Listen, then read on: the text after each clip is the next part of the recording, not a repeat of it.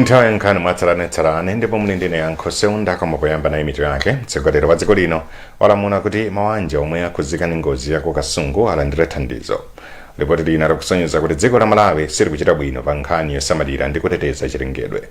Mu nkhani zina akuluakulu ati ndi ophunzira mmodzi mwa 100 aliwonse amene amamvetsa zimene akuwerenga mchingerezi komanso mchichewa. Tili ndizi komanso nkhani zina zambiri tantikhalira modzi.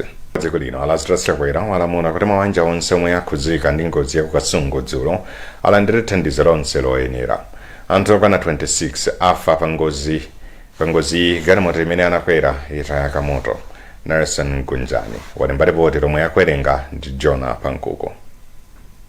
Anthu omwe anaona ngozi ikuchitika anali kakasi kusowa zochita apa nkuti moto ulilawilawi pa minibus yomwe inanyamula anthu okwana 25. Posakhalitsa galimotoli linali litatherato. Miyoyo ya anthu ochuluka yapita. Mneneri wa polisi mbomali a Joseph Kachiko akuti minibus yomwe nambala yake ndi MZ11670 inakolana ndi galimoto ina yonyamula mafuta.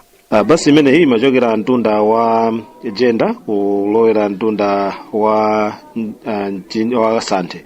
Ndipo atafika mudzi umenewu panali matraki awiri amene amachokera mtunda wa Santhe kulowera ku Chinkhoma.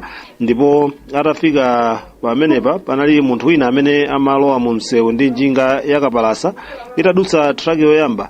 Anaoloka pamene usanadziwe kuno amaoloka nseuja ndipo samadziwa ono kuti mtunda ochokera ku Chinkhoma kukubweranso minibus. Ndipo minibus imeneyi inamugunda ndi kutisiya pomwepo iyeyo. Kenako driver uja anakanika kuongolera galimoto yake ndi kugundana ndi traki yachiwiri imene imabweranso ochokera mtunda omwe wa Santhe. Bwana mkubwa wa boma la Kasungu a James Kanyangalazi wati pakadali pano achipatala akwanitsa kuzindikira anthu asanu ndi atatu omwe amwalira pa ngozi. Zinavuta songakhala panali basi mwandangatha kuzipulumutsa anthu onse anali mmene basi imene ma 25 akuluakulu 23 ndi ana awiri afera pompo ndipo ena apseratu oti sitingathenso kudziwa kuti ndani owerengeka okha amene kudzera mwina mu chiwalo kapena zovala achibale akutithandiza kuwadziwa kuti awandi ndani. Pakadali pano nduna yofalitsa nkhani a Moses Kunkuyu yati President Lazarus Chakwera wakhudzika ndi imfazi ndipo walamula kuti mabanja onse oferedwa athandizike. Ngati boma ndife okhumudwa komanso a President akupereka uthenga wawo wachipepeso kwa mabanja osewa komanso iwo kulira nawo limodzi. Adatilangiza atiuza kuti mabanja awa apatsidwe thandizo.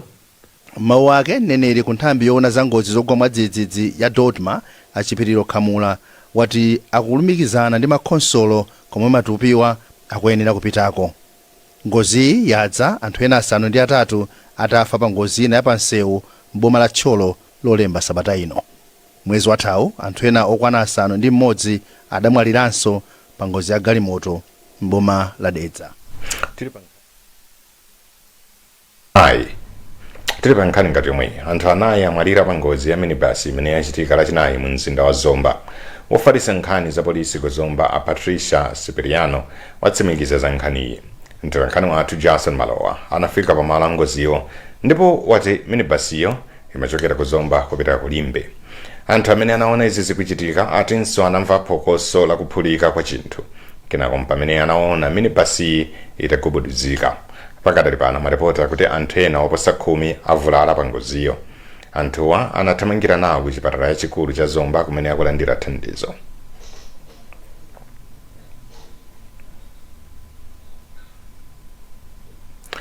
Dziko la Malawi lili pa mndandanda wa mayiko amene sakuchita bwino pa nkhani yosamalira chilengedwe. Ripoti la sukulu ya ukachenjede ya mdziko la United States ayika dziko la Malawi pa namba 9 pa mayiko amene sakuchita bwino muno mu Africa, pomwe pa dziko lonse lapansi dziko la Malawi lili pa 158. Ripoti ili lawunikira mmene mayiko 108 akuchitira pa zakusintha kwa nyengo, katayidwe ka zinyalala, kuonongeka kwa mpweya ndi kasamalidwe ka nsomba mwa zina. Patience Lunda ali ndi nkhani yonse. Ripoti ili latulutsidwa ndi nthambi yoona za malamulo azachilengedwe ku sukulu ya ukachenjede ya Yale, ndipo yati zomwe ripoti ili lapeza zingathandize mayiko kuyika malamulo atsopano oteteza chilengedwe. Ripoti ili lalimbikitsa mayiko kuti aziphunzira kwa mayiko ena amene akuchita bwino posamala chilengedwe chawo. Ponjezerapo, ripoti ili lapempha mayiko kuti azikhala ndi chidwi chochita kafukufuku mmene chilengedwe chilili kuti zizigwirizana ndi mayiko ena.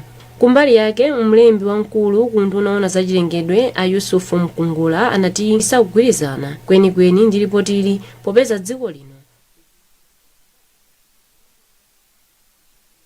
kuti tipite mu mzinda wa Lilongwe kumene a Youth and Society akonza zochitika ku BICC. Anzathu kumeneko akonzeka. Dzina langa ndi Akufotokoza.